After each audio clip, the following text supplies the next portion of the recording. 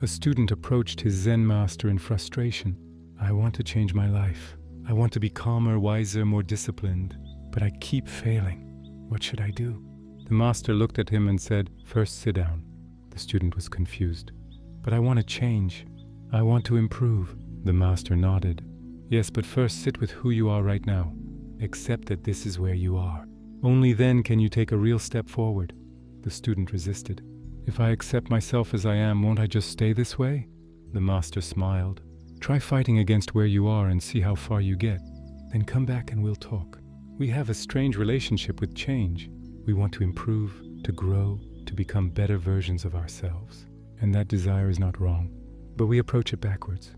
We start by rejecting where we are. We tell ourselves we shouldn't be here, that we should already be further along, that our current state is a problem that needs fixing immediately. And from that place of resistance, we try to force change. But change built on resistance is unstable.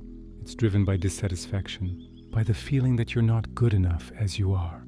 And that energy, that constant pushing away from yourself, exhausts you. You make progress for a while, but eventually you collapse back into old patterns because the foundation was rejection, not acceptance. The Buddhist teaching offers something different. It says, start by accepting reality exactly as it is, not as you wish it were, not as it should be, as it actually is right now. You are here. This is your situation. This is your mind. This is your conditioning. Accept it. Not with resignation, but with clarity. See it without the overlay of judgment or story. Just see what's true. This is harder than it sounds, because acceptance feels like giving up. It feels like settling. We think if we accept ourselves as we are, we'll lose the motivation to change. But the opposite is true. When you stop fighting reality, you stop wasting energy on resistance. And that energy becomes available for something else. Intentional action. The Taoist principle of Wu Wei, effortless action, points to this. It doesn't mean doing nothing. It means acting in harmony with what is rather than against it. You can't force a river to flow uphill. You can't force a seed to grow faster by pulling on it. You work with the nature of things, not against it. And the same applies to yourself. You can't force transformation by hating where you are. You transform by first accepting where you are and then taking steps that align with reality, not with your resistance to it. Acceptance creates peace, and peace is the ground from which real change grows. When you're at peace with yourself, you're no longer driven by desperation or shame. You're not trying to escape who you are. You're simply choosing to take a step in a direction that serves you. That choice is voluntary. It's free. It's not reactive. It's conscious. This is the difference between running away from something and moving towards something. When you reject yourself, you're running. And running is exhausting, chaotic, unsustainable. But when you accept yourself first, you can move forward with intention. You're not fleeing, you're walking. And walking, even if it's slower, gets you further because you're actually present for it.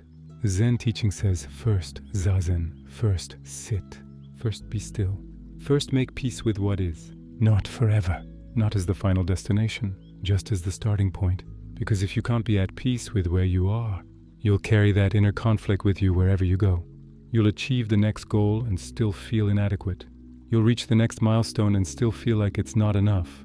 The dissatisfaction will follow you because it's not about where you are, it's about your refusal to be there. But when you start from acceptance, something shifts. You can see clearly what needs to change without hating yourself needing to change it. You can acknowledge that you have habits that don't serve you without deciding that you're fundamentally broken. You can want to grow without believing that who you are right now is unacceptable. And from that place, from peace with reality, you can take voluntary steps toward change. Voluntary, not forced, not driven by shame or fear or the desperate need to be someone else. Just clear, intentional choices about the direction you want to move in. You accept that you're impatient, and then you choose to practice patience. You accept that you're reactive, and then you choose to pause before responding. You accept that you're scattered, and then you choose to bring your attention back again and again. These steps are not violent. They're not punishing. They're just movement. And they're sustainable because they're rooted in acceptance, not rejection. You're not trying to destroy who you are. You're just guiding yourself gently in a different direction. Lao Tzu writes, if you want to become whole, first let yourself be broken. This sounds paradoxical, but it's the heart of the teaching. You can't become whole by pretending you're already perfect.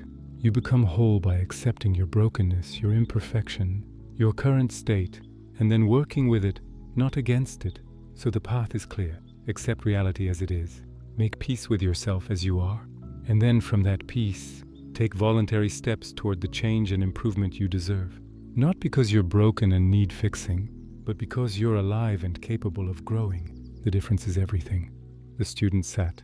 At first it felt like giving up, but after a while something softened. He stopped fighting himself. And when he stood again, the steps he took felt different, lighter, clearer, his own. If you choose to follow this channel, it truly helps me keep creating and improving these reflections. And if not, that's completely okay. I'm grateful you spent this time here. I'll see you tomorrow in the next episode. Until then, I wish you a calm and peaceful day.